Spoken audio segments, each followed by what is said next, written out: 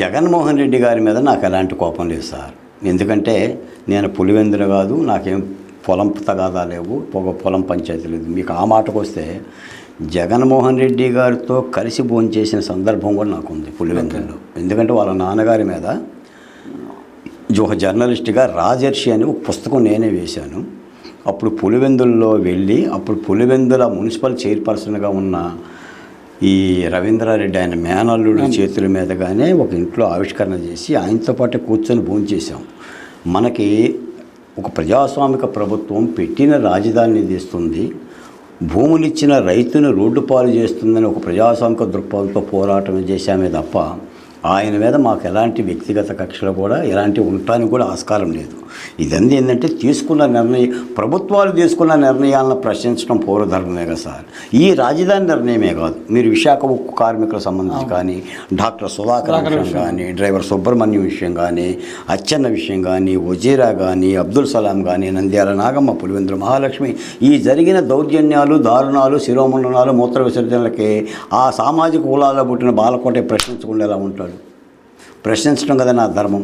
మేము అంబేద్కర్ గురించి మాట్లాడి లేదంటే అసలు రాజ్యాంగంలోనే ప్రశ్నించవయ్యానే ఉంది కదా ఆర్టికల్ 19. ఆ పని చేశాను తప్ప జగన్మోహన్ రెడ్డి గారితో నాకేం కయ్యం ఉంటుంది? విజయమో లేదు, కయ్యమో లేదు. ఈ నామినేట్ పదవులైనా బాలకోట పేరు త్వరలో ఈయనే అవకాశం ఉందంటారా? ఇంకా నామినేట్ పదవులు పోస్టులు ఉన్నాయి, దాంతోపాటుగా ఇంకా రాబోయే ఎమ్మెల్సీలు కూడా ఉన్నాయి, కొన్ని ఎమ్మెల్సీలు ఖాళీ అవుతున్నాయి భవిష్యత్తులో.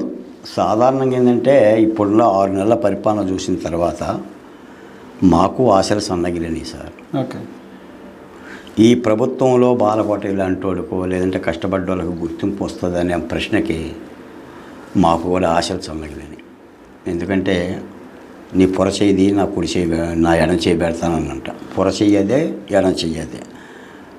ఆ ధోరణి కనుక మార్చుకోలేకపోతే అంటే పరిపాలన లోపాలు ఉన్నాయంటారా?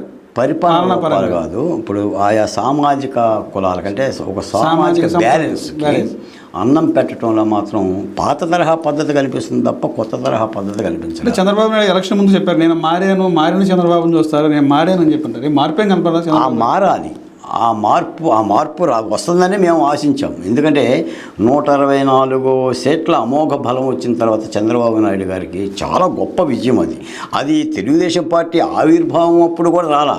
294 ఆంధ్రప్రదేశ్, ఉమ్మడి ఆంధ్రప్రదేశ్లో కూడా 230 స్థానాలు వస్తే మొన్న 170 స్థానాలకు 120 స్థానాలు విజయం. ఆ దరహాసం ప్రజలు ఎంతో ఆశించి చేశారు, 124 కోరికలతో చేశారు.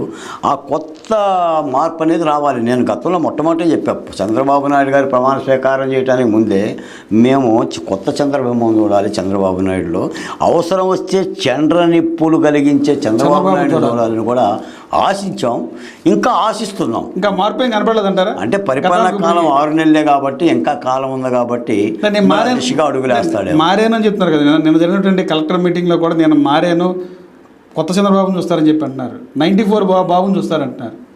ఆ 94 బాబు ఇప్పుడు ఏం కనిపించట్లేదు. నాకు తెలిసి అయితే 94 బాబు కూడా అక్కర్లేదు సార్, 24 బాబే కావాలి. 94 పరిస్థితులు వేరు, 24 పరిస్థితులు వేరు. ఈ రోజున ఏంటంటే కాలం మారింది, కాలంలో సమస్యలు మారినాయి, కొత్త వాతావరణం వచ్చింది. ఆ దిశగా మారాలి. మారాను అనేది బాబు గారు చెప్పినా, నేను చెప్పినా, మీరు చెప్పినా మారింది లేనిది ప్రజలు నిర్ణయించాలి. అందుకని కాస్త కష్టపడ్డలో ఒక ముద్ద అన్నం పెట్టగలిగితే, ముందు ఆ అమరావతికి ఒక అన్నం పెట్టగలిగితే ఆ మార్పు కనిపిస్తుంది. ఎందుకంటే ఏ పాలకుడైనా నిర్ణయాలు తీసుకునే ముందు జిగేల్మంటూ మెరవాలి సార్. అంటే గుమగుమలాడాలి పరిపాలన గుమగుమలాడాలి, అది అందించాలి.